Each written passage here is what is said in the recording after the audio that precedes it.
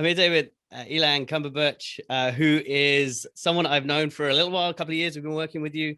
Ilan, you are the owner of Yard Athletics, which is a really interesting, fun gym that's opened up in downtown Vancouver. And I met Ilan when he had his old space, which is also in downtown Vancouver. And I think you were kind of taking over a bit of space from another gym. Is that right? Mm-hmm. Yeah, correct. Yeah. Yeah, and basically went down there. Now I thought, I've got a CrossFit background and been doing it for like 10 years or something like that. And I turned up thinking, yeah, we got this. He's going to set a little workout. It's going to be pretty straightforward. But within about half an hour, I was just on my knees, just staring at a couple of dumbbells in a lot of pain. So I really respect your training methodology. I thought it was awesome, real kind of pushing me through my energy systems or that kind of stuff. But being a gym owner and a top level coach isn't obviously your the whole story in terms of your background. And I did a bit of reading on you. So you obviously have a hockey background and played at the university here at UBC, and then you played over in Europe at that kind of level. And it was a really interesting phrase where you were known for your big hair and your big heart when you played hockey. And so I looked that up and I found these pictures of what looked like a Greek god type kind of image of you with this flowing locks of hair. And I don't know you like that, this is you with a hat here. But what I liked about it was that you throughout your training, you're a big guy compared to me. Everyone's a big guy, but you are a really big guy. And that whole big heart thing really kind of hit home for me. Having a big heart, seeing you in your gym and the real care about your the people, the athletes that you serve, that kind of thing. And obviously I think it's a natural progression for you to be giving back and helping athletes and people in Vancouver and beyond with their athletic ambition and achieving their athletic goals there. So I'm really excited today to talk to you. I want to find out a bit more about your training methodology. You opened Yard Athletics just before the pandemic hit, and want to kind of dig into that a bit about how difficult that was and how you succeeded, because it's a successful gym now, and there's not many gyms that have been successful throughout that time. And what you did around there, and then a bit more about your training ethos, especially focused on pro athletes and that kind of stuff. So I'm excited. Yeah, sounds great. Yeah, I'm excited about today. My first question for you though is, as an ex-hockey player, you played in Europe and you're now this gym owner, really successful, and you've been training pro athletes, that kind of stuff. But the gym is where I want to start off at, and I want to focus on that and the fact that you opened it during the beginning or just before the pandemic, and you're successful. So let's jump into that. There's a lot of gym owners that we support and are going to be seeing this and want to learn. So what do you think? Well, tell us about the story first of all, and then what do you think has made you a successful gym through the pandemic? Yeah, well, I mean, long story short, essentially we signed this lease and it commenced in March a year ago. So that's when we started paying rent. And that's pretty much right when the pandemic hit. So we were committed to that. Construction had already been going on. At one point, I remember the contractors coming to me and, asking if I wanted to continue. And by that point, it's kind of like you're in a poker game and you're already pot committed, so you might as well see it through. So yeah, we went through with it. And then trying to remember here. Yeah, we opened up. I mean, I think the one thing that has been a saving grace for Yard Athletics in our business is it was a natural progression. As you touched on earlier, we started off, for lack of a better term, subleasing or renting space from a bigger gym. So it wasn't ours exclusively, kind of like a pay-as-you-go. So that was a good natural stepping stone for us to essentially build a brand, build a clientele, at which point in time, when we decided to commit to our own space, we'd outgrown that spot. And we were limiting ourselves, due to the physical size of the space. And also, you start looking at the cost of what we were paying in rent versus what we could have bought for something similar to have our own. It was a natural lateral position. So we had an existing clientele base and we were able to transplant into the new gym. So that was great. With that being said, I think the business model itself has transitioned a few times throughout its inception in the new home here at Yard Athletics. Everyone knows it to be today. It started off, we were going to be doing, group training and personal training. And originally the group training, we planned to do groups of 12 with personal training running simultaneously. Then, with COVID, we weren't able to do 12 because we only have 8 power racks. So initially we were going to plan on doubling up, but we couldn't. So everyone had individual power racks. So maybe the revenues weren't what we'd expected, but what we did find is that clients really appreciated it. They liked that semi-private experience and their own space. So, what maybe you find in a CrossFit box where you're slamming 35 people in there and sharing, and there's something really cool to that too. Don't get me wrong. I love the energy of a big group class. Having played sports my whole life, the varsity gym, that atmosphere is kind of what I was trying to recreate. However, there is a clientele in a niche market there that appreciates that quote unquote exclusivity and kind of personalized programming. So yeah, the smaller groups, and then the groups got taken away, and it was all just personal training. So thankfully, we're fortunate that we have a clientele base that there's enough people willing to spend their money on that sort of upper echelon service for exclusively personal training. And a lot of people, I think, that they're also starting to realize the benefits of that. So again, the business model shifted a number of times. We've been fortunate enough that there are an adequate number of individuals out there who are able to support us and keep us in business and all of our employees. So yeah, it's adapted and changed and shifted, but we've tried to stay ahead of that.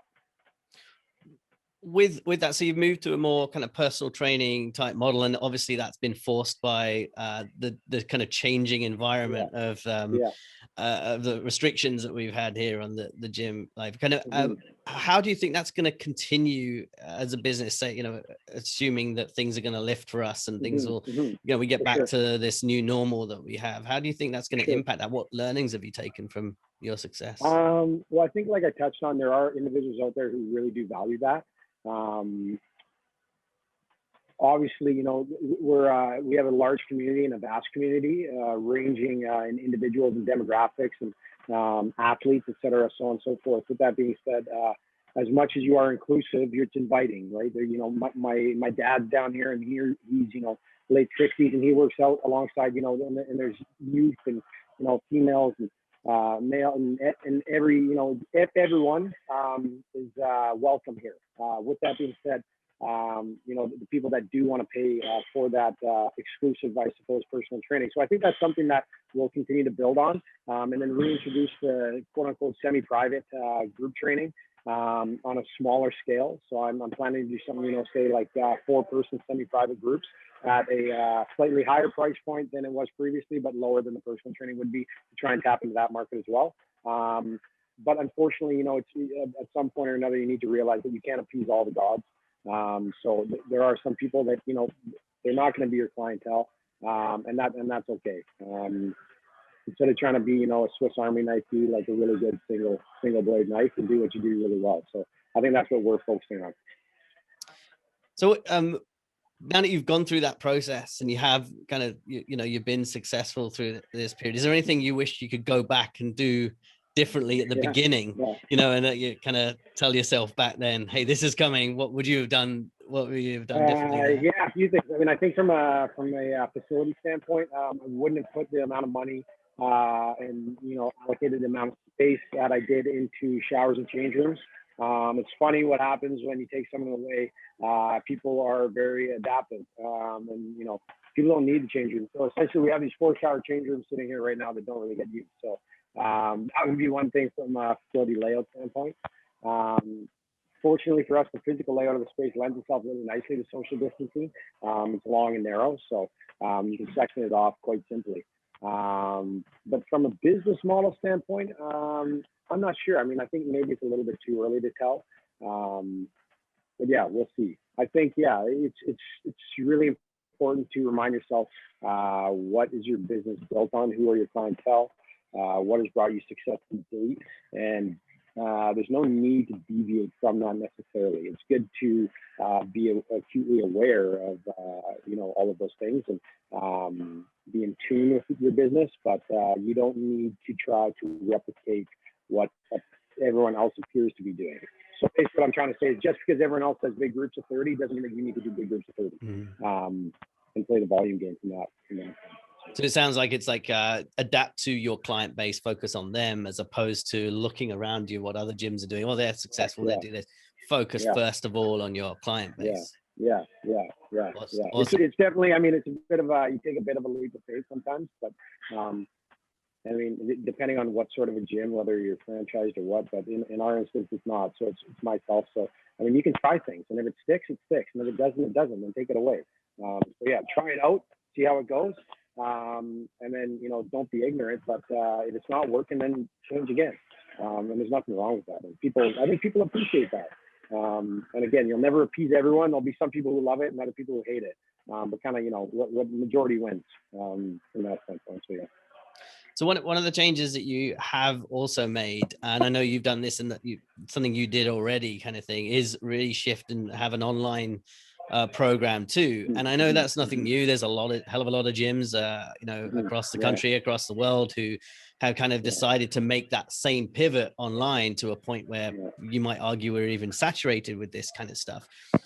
One thing about your programming though that I thought was quite interesting, and question around this is you focus a lot on good solid strength training as a foundation, but from what I've seen and my experience. But how do you bring that into an online training program? You know, they won't have the equipment or anything like that. How do you kind of reinforce that and push the strength side of it then? Yeah, I mean, I could sit here and probably spin a tail and claim that you can get the same strength benefits from doing body weight, you know, training as you could with external loads. To a very minimal extent, I believe you could, maybe with some isometrics, but minimal return on that in comparison to what you could with external loads. So no, I don't think that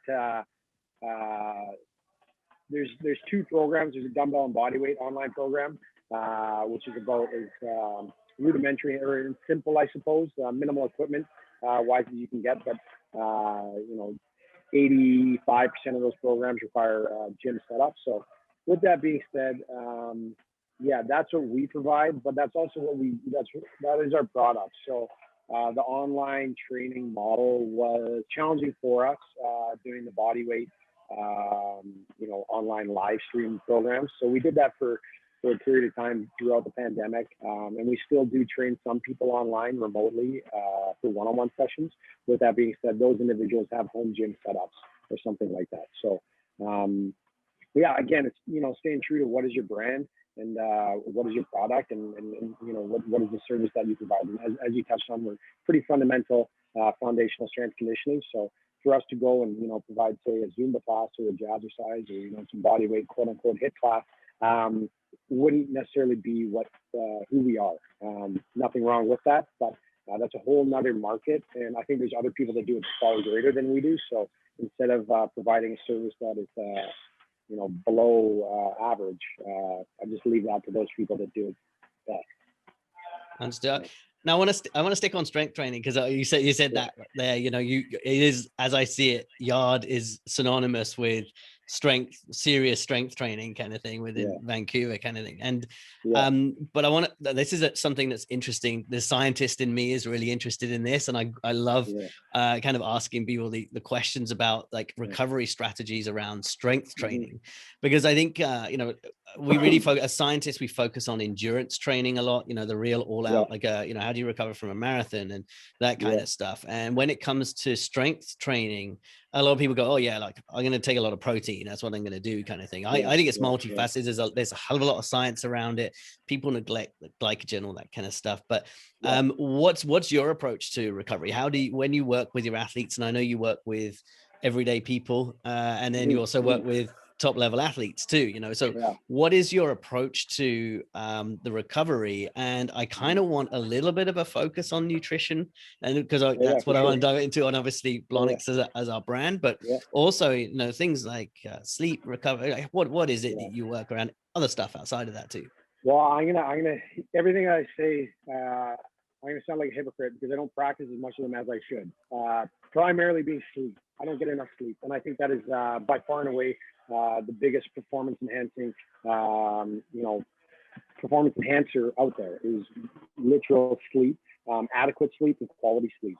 I spend way too much time on my phone in front of a screen. Having said that, you know, that is something that should be eliminated virtually altogether. So yeah, I mean, I think sleep is very important. Obviously nutrition, a lot of diets out there, and you need to determine, am I doing this for aesthetic and vein purposes, trying to look as lean as possible, or am I doing this for performance? And very, very different. So as you touched on, glycogen is extremely important for all the energy systems. I train primarily hockey players, so not neglecting that is important. With that being said, it is quite surprising what little glycogen, I suppose, the body can operate on. Like, I think there's a bit of a misconstrued conception, and I am not a dietitian nor a nutritionist, but a bit of a misconstrued conception insofar as how much glycogen does one need.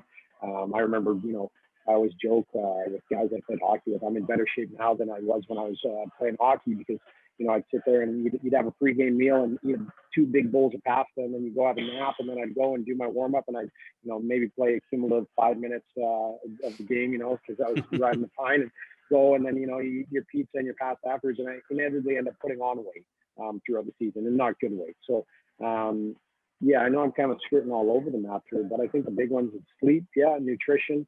Personally now, I do consume a lot of protein.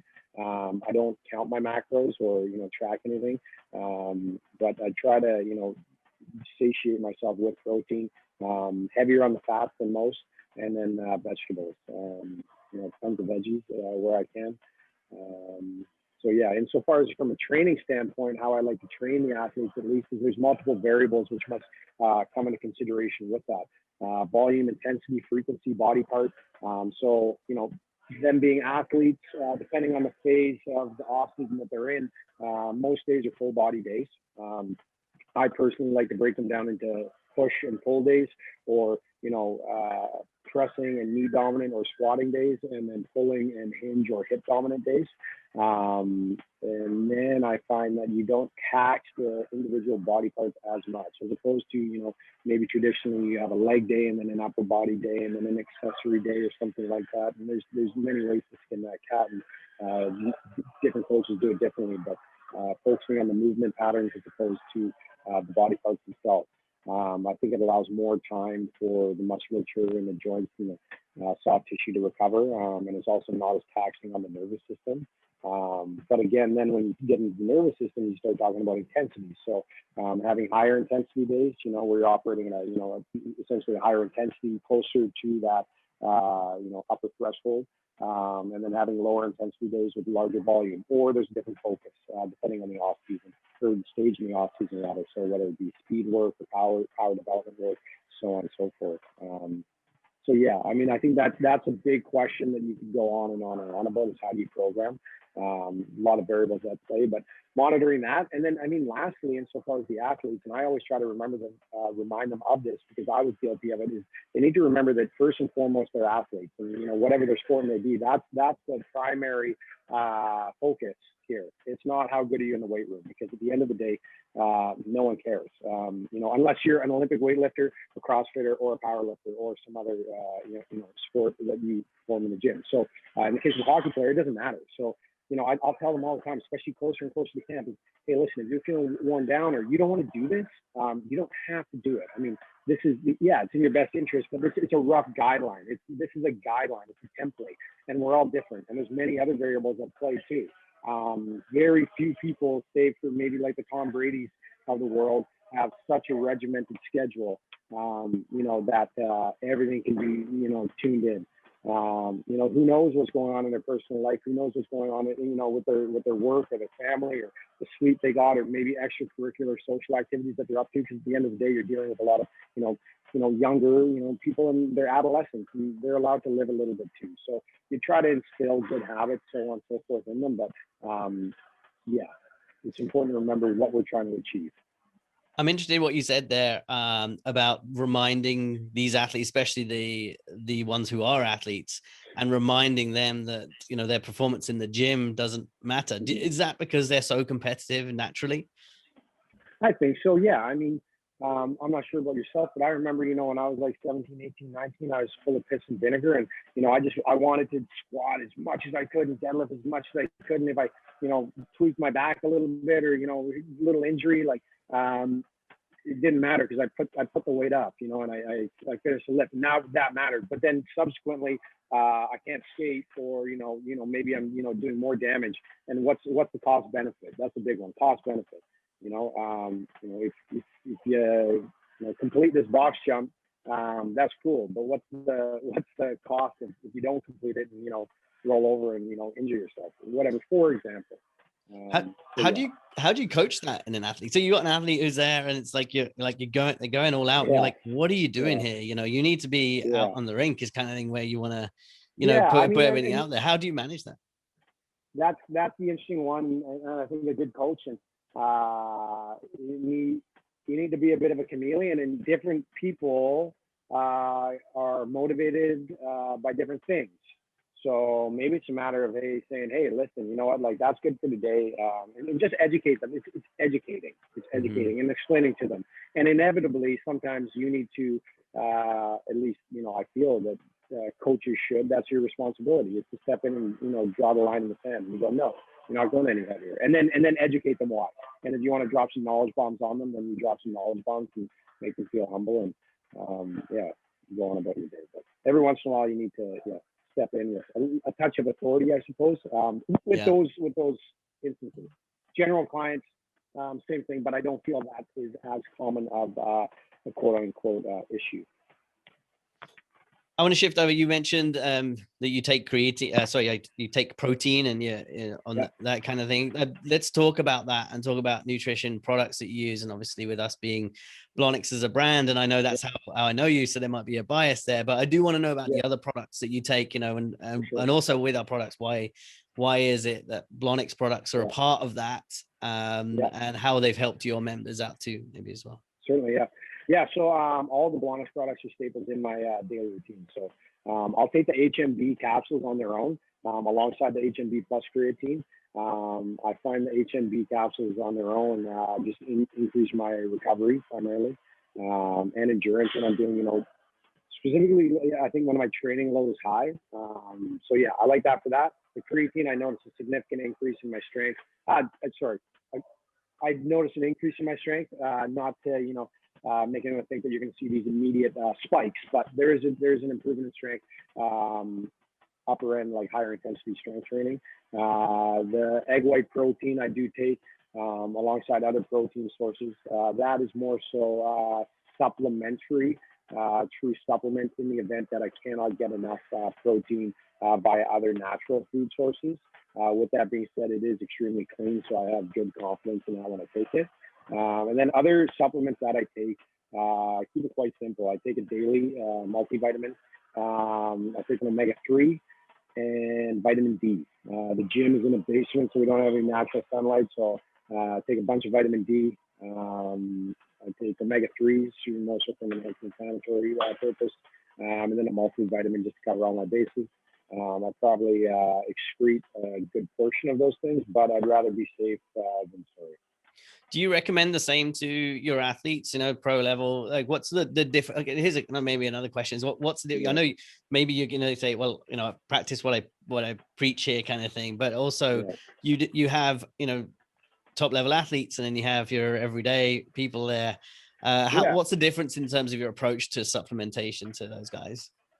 Again, I mean, I always feel I'm always a little hesitant advising on it, unless someone comes to me and goes, hey, listen, what should I be taking?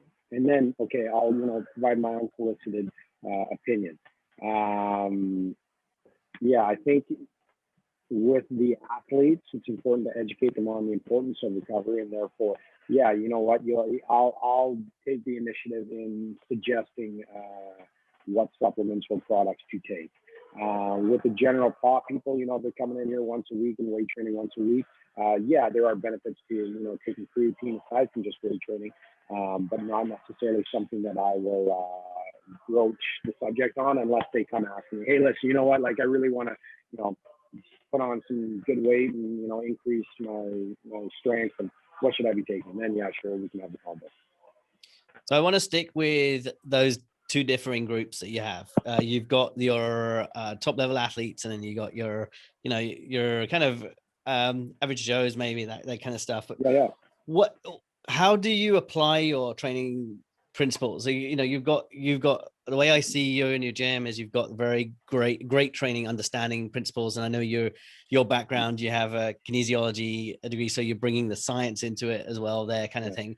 But what's the biggest difference, would you say, between training your average Joe and then these top level athletes? What is I want to maybe the top 3 differences between the two groups, and what you need to be conscious of, kind of thing? Well, I think first and foremost, not so much a differences, but rather a similarity that you need to remind yourself is that they're all humans. Humans are all meant to move in certain ways. So, you know, the basic fundamental human movement patterns apply to everyone. It's just how you apply them. So squatting, hinging, pressing, rowing, carrying, and bracing, you know, those last couple there, there's different arguments on them, but, and then how do you apply them? And I think the important thing, regardless of, is finding the simplest way, the most direct way to get the desired outcome. So what stimulus is required to get the desired outcome? So what are we trying to achieve? That's first and foremost. So with an athlete, it's a much more progressive, you know, periodized program that they're on. You know, we're here and we're trying to get here. So how are we going to go about that? So I do block periodization. I like doing that with the athletes. Start off, you know, we'll do a general adaptation phase. Some might call it a little bit more of a hypertrophy phase. But that's really important, you know, for all the soft tissue, the ligaments, the tendons, so on and so forth, the mitochondrial density, and just building up that work capacity. That's paired with a lot of aerobic, you know, conditioning, quote unquote. And I know that those are kind of counterintuitive, but that's what I start with. Then we progress into more of a you know, general strength, your traditional 5x5 method, ensuring that we maintain some of that volume in the accessory complexes. Again, as I touched on earlier, and those are broken into, you know, push, pull, the midday, the Wednesday, we go to a movement day, outdoors, plyos, sprint work, so on and so forth. And there's you know, a periodized progression on that as well. And so far as the focus and what we're focusing on those days. And then it goes into a unilateral push day and a unilateral pull day. So that's kind of how I like to program that. And then we finish up with more your power endurance stuff. In that phase, I do take a little bit of a, you know, the west side, the conjugate method, and I like the accommodating resistance for that, for the power development, and really decreasing the loads and focusing on speed, and specificity and movement. Anyways, I know I'm rambling here, but as you can see, they're on a much more, they're on a program. Whereas the general pop, it depends on the individual. And I think they have a lot more variables in their lives. You know, if they're sitting there at a desk all day, I'm not going to try and load up, you know, a back squat, let alone if they can even do a proper barbell back squat. Maybe they can't, you know, maybe they can't even do a front squat. Okay, well then we're going to do a goblet squat. Maybe they can't achieve great depth on a goblet squat. Okay, well then how can we get good stimulation on the legs? Well, maybe it's a matter of doing a split squat. Can they do a roof foot elevated split squat? I don't know. Maybe it's just a regular split. So again, these are kind of the questions like, what are we trying to achieve? And then how are we going to do that in the safest way possible with best technique possible? So yeah, I don't know if I answered your question. Got it. Yeah. It's great. Yeah, it's great, man. I think you know, it is a good question. It's not often that I get to talk with somebody who does train that top level, and then you know, Jake, they kind of people, and I know it's different. And me having been an athlete in the past and knowing my training was very different. Now it's like I kind of do it a lot more for fun. You know, I have to have fun in my training. And I remember being a soccer athlete, it's that whole like I need to go to the gym, and it's because of the bigger picture. You know, that purpose in there. So like to be with a coach that's pushing you towards that goal all the time. You know, even though it's grueling, and there's days where you're like, my body feels like crap, and I, you know, but I need to go in there, and this is the price of that big thing you're going for. So definitely different nowadays, I think, in that, and I'm sure that comes into it as well. Last question for you, which is kind of a more of a general question, and you know, you've got big ambitions with yard athletics, and you're kind of still in your infancy in where it's going. But what is the big picture? And when you have your vision for it, I'm really interested in people's visions for what they've got going and building something new. Where would you like to see this? Where would you love to be in, you know, 5-10 years time with it? Yeah, it's a good question that I've been getting asked more and more as of late. And I should probably sit down and give it an honest think. But I think that I truly believe that we have an amazing community, a great brand, and a great product. I stand by it, and I think that our clients that come through see the value in it. So it's reassuring to know that we're not selling trash, and that it has some substance. So that gives me confidence. Now a matter of scaling it and replicating it. There's a lot of intangibles at play there.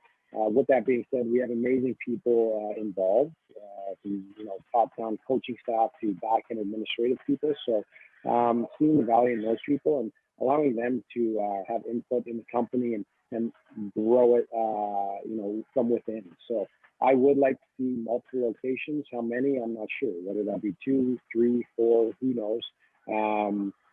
I think it's important to grow gradually and when is appropriate for you. So when that may be, who knows? But it's very important to ensure that there's continuity in the service and the experience. And it's tough. It's tough to replicate an atmosphere and a culture, but if that's ingrained in the individuals within, when they branch out potentially on their own and do it, then they too can replicate that. So there's nothing worse than going to a location somewhere and then going to, no matter what the business is elsewhere, and same company, and it's a totally different experience. I